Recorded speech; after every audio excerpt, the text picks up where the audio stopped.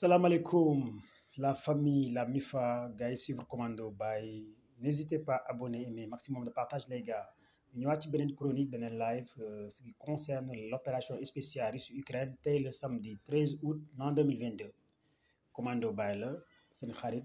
frère qui a aussi à chaque fois moo leen di jox info actualité nationale voire internationale ci chronique ci jàngat ci analyse tey nag ñëw ci actualité en minute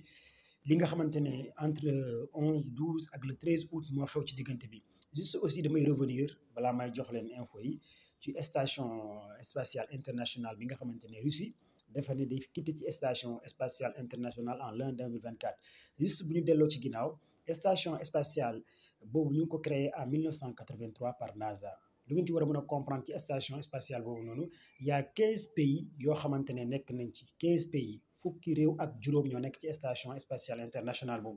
boobu nag la Russie ne en l'an 2024 dafay quitter te station spatiale internationale boobu Russie moo fay guider 15 pays que ça soit Corée du Nord que ça soit Chine que ça soit États-Unis que ça soit Al Jazeera que ça soit Arabie que ça soit français et cetera j'en passe am na 15 pays yoo xamante ne ñoo fa nekk. léegi nag le fait que Russie war faa quitter en 2024 parce que aussi guerre bi wax naa leen ko dafa nekk guerre des étoiles comme ni ma ko amee habitude di leen ko wax di naan guerre des satellites moo taxaw guerre des étoiles moom moo taxaw ku nekk day jéem a xool nan lay éliminer sa morom à travers li nga xamante ne par satellite parce que satellite yi moo nekk seen i bët seen i gët foofu lay gars yi di mën a contrôler réew bu nekk à travers station spatiale internationale boo fa nekkee di nga mën a contrôler jaww ji àddina bi nan la mën a tëddee Russie nag en 2024 dafay quitter li ci bees mooy semaine bi Russie dafa taxawal benn station orbitale bu bees boo xamante ne Russie kese moo ko moom Russie kese moom station bi nga xamante ne taxawal na ko bu bees tàq boo xamante ne semaine bii la ko Russie taxawal mu nekk station orbitale Russie boobu nag lu tax mu xaw a tiital ñu bëri tiital adduna bi benn kenn mënul contrôler Russie kenn xamut Russie lan lay def te Russie mën na brouiller bépp satellite américain bépp satellite chinois bépp satellite Al Jazeera bépp satellite boo xamante ne neexu ko mën na ko brouiller kon pour lu ngeen war a mën a comprendre Russie mu ngi station spatiale internationale Russie aussi créé na beneen station orbitale russe bu bees boo xamante ne nekku fa kenn pour l'instant moom kese moo nekk foofu noonu di def li nga xamante ne moom lay def li ci gën a yéeme nag mooy que ne xam ngeen ne jamono ji avancé bi nga xamante ne armée Russie ñu ngi koy avancé mais instant yi Russie dafa nekk ci li nga xamante ne day annexé démb nag gis nañ ne ñu ne génn ci information yu bëree bëri nee na y a eu plus de 15 avions russes ñu bombardé ak ay chars de combat ak ay nangam loolu nag pour lu ngeen ci war a comprendre chroniqueurs yu bëri gars yu bëri ñu ngi koy wax mais ce sont des fake news loolu mooy média mensonge dara amu ci même ki nga xamante ne mooy Volodymyr Zelensky armée ukrainien confirmé wu ko confirmé wu am na parce que gis ngeen ni temps yëpp Volodymyr Zelensky mu ngi wax ak gars yi pour ñu jox leen ak yeneen NIMSAS mooy arme yu à longue portée ak yeneen IMAR pour gars yi dolli leen renfort mais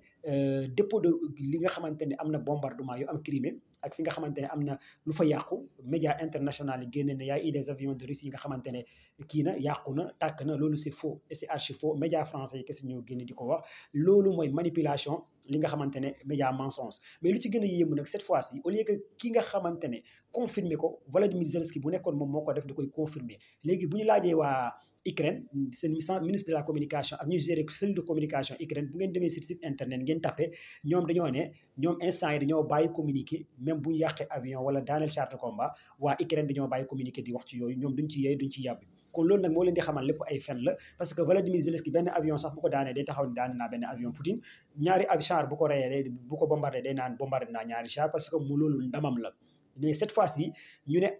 Russie perte na plus de 15 avions ngeen gis ko ñu koy manipuler alors que loolu c'est archi faux à chaque fois aussi dama leen koy wax n'hésitez pas ngeen di déglu ay chroniqueurs wala ay liveurs yoo xamante ne souvent ay manipulation wala média français kese lañ ciy déglu wala dañuy dégg tel ne damm na wala gis benn affaire ñu sànni ko mu nekk média mensonge sans autant vérification te vérification bi aussi c'est hyper important parce que guerre bi ñu nekk nii guerre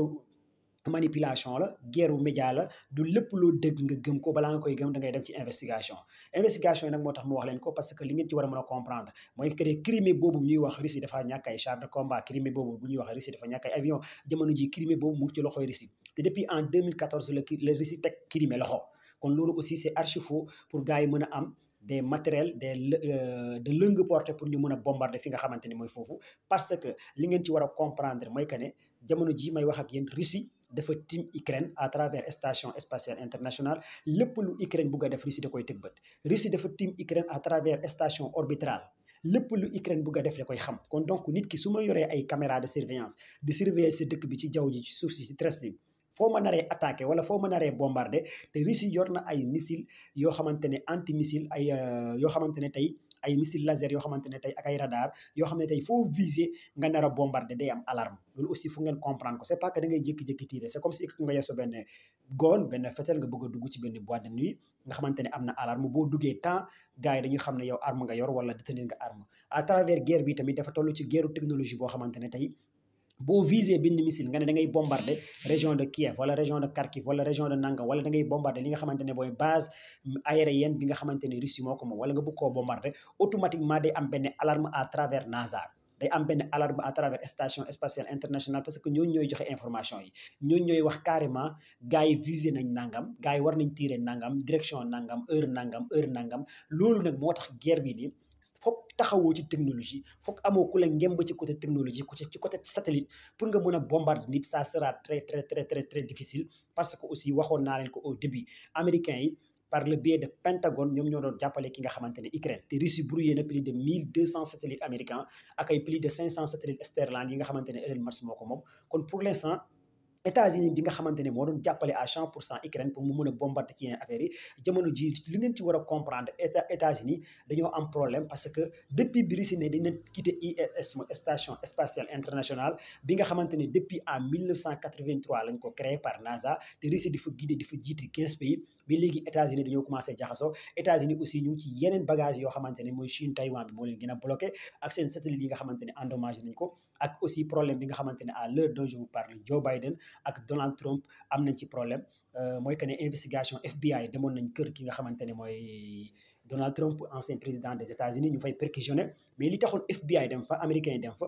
procureur général des États-Unis moom moo bindoon benn note buy permettre waa FBI mën nañ faa percer biir kër Donald Trump aux États-Unis parce que am na ay dossiers confidentiels yi nga xamante ne moom Trump bu muy quitter pouvoir te ko yóbbaale mais dossiers yooyu noonu du ci gën a yéeme mooy dossier nucléaire la dossier nucléaire aussi bokk na ci aussi lu ci gën a yéeme FBI fekk nañ fa ay dossier président français yi léegi nag lan moo xew lan moo lié woon Donald Trump ak ay français yi ndax dina indi problème États-Unis ak France point d'interrogation mais daal jàpp leen ne dossier yi ñu fekk ci perquisition yi kër ki nga xamante ne mooy Donald Trump ancien président des États-Unis turu français yi bokk nañ ci turu président français yi fekk nañ ci ay dossier secret seen tur affaire nucléaire bi aussi ci la ndax ak affaire nucléaire boobu dafa lié diggante États-Unis ak Russie point d'interrogation ak lan moo nekkoon deal bi lan moo nekkoon point ak li ci nekk leneen li ma leen ciy tënkal mooy que ne Russie à l'heure dont je vous parle actuellement mu ngi annexé di joxe indépendance hymne national Russie mooy daw ci ay Donetsk ay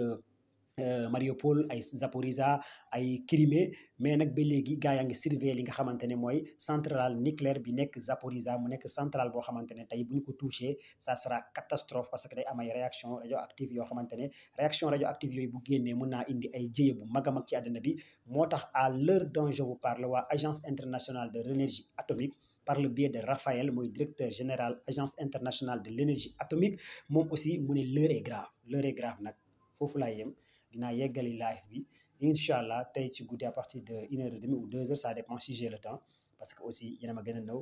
n'hésitez pas à abonner aimer maximum de partage commando bàyyi la live vanda jaajëf les gars